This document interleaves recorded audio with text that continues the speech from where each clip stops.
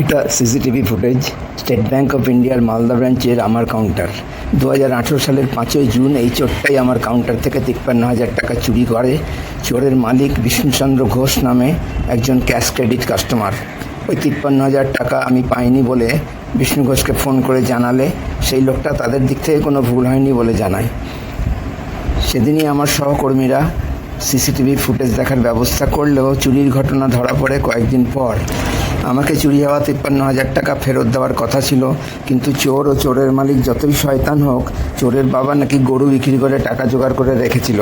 টাকা ফেরত দেওয়ার আগে চোরের বাবা বিষ্ণু ঘোষের সঙ্গে চুরির বিষয়টা নিশ্চিত হওয়ার জন্য সিসিটিভি ফুটেজ দেখতে এসেছিল।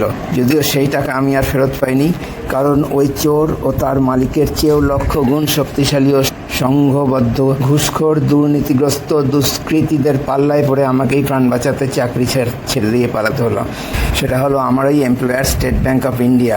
চেয়ারম্যান রজনীশ কুমার থেকে শুরু করে মালদার regional manager, state bank Malda ব্রাঞ্চের চিফ ম্যানেজার, ক্যাশক্রেডিট ম্যানেজার ও আরও একজন লোন ম্যানেজার সহ বাকি সব ধরনের সমস্ত স্টাফ আমার বিরুদ্ধে চোর ও চোরের মালিকের সঙ্গেই চক্রান্ত করে এবং অফিসাররা আমার উপর লাগাতার অত্যাচার ও অপমান চালিয়ে আমাকেই চাকরি ছাড়তে বাধ্য করে।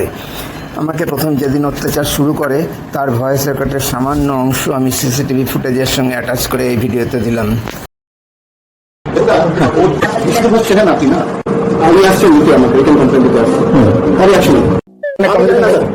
যদি উনি উইথড্র করেন সেইং দ্যাট আফটার এই ফলানা স্টাফ জন্য আমি উইথড্র করছি account, you will be held responsible for the loss in business.